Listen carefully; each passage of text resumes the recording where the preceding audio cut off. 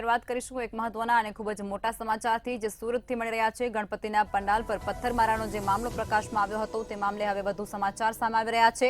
ટોળું ભેગું થયું હતું, ત્યાં બુલડોઝર ચાલ્યું છે તેવી પણ વિગતો ત્યારે જાણવા મળી રહી છે। ત્યારે ગેરકાયદેસર લારી અને ગલ્લાને પણ તોડી નાખવામાં આવ્યા છે।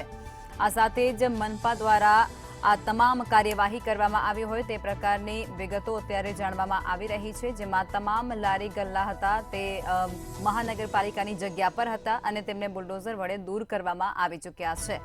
વર્ષોથી જગ્યા પર કબજો કરવામાં આવ્યો હતો, જેને અત્યારે દૂર કરવામાં આવી રહ્યું છે। દબાણો હટાવવામાં આવી રહ્યા છે। ટોળું ભેગું થયું હતું, ત્યાં અત્યારે મનપાનું બુલડોઝર ફરી વળ્યું છે અને ત્યાં તમામ જે ગેરકાયદેસર લારી અને ગલ્લા હતા તેને તોડી નાખવામાં આવ્યા છે, તેને ત્યાંથી દૂર કરવામાં આવી રહ્યા છે।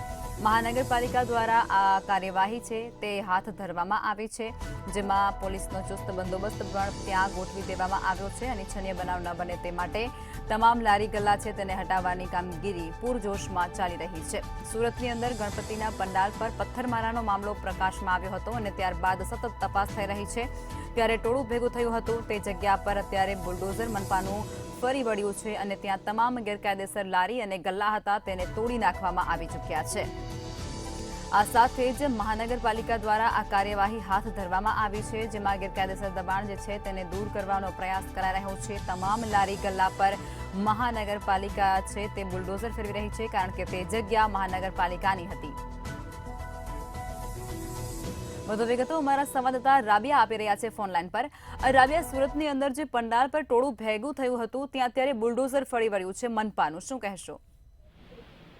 જ્યાં ગણપતિનો પંડાલ હતા એ જગ્યાની ઉપર જે પથ્થરમારો થયો હતો એ પથ્થરમારાને લઈને હવે સુરત મહાનગરપાલિકા પણ આંકડો વલણ અપનાવી રહી છે। વ્યવહારિક છે કે ટોળું ત્યાં ભેગું થઈ ગયું હતું અને ટોળું ભેગું થવાને કારણે જે આસપાસ જે લારીઓ છે એ લારી ગલ્લામાં પણ મોટી સંખ્યામાં લોકો ઉભેલા હતા, જેથી એ જ સ્તરે જે બુલડોઝર ફેરવવામાં આવ્યું છે। ત્યારે તમામ જે ગેરકાયદેસર લારી ગલ્લાઓ હોય છે એને તોડી નાખવામાં આવે છે।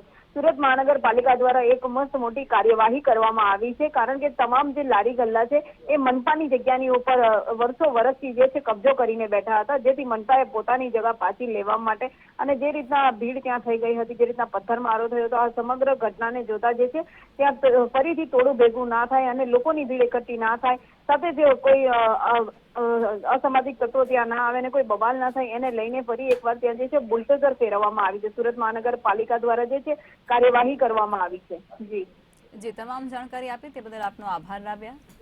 સુરતથી જે પ્રમાણે અમારા સંવાદદાતાએ વિગતો આપી છે, જે જગ્યા પર ટોળું એકઠું થયું હતું ત્યાં અત્યારે બુલડોઝર મનપાનું ફરી વળ્યું છે।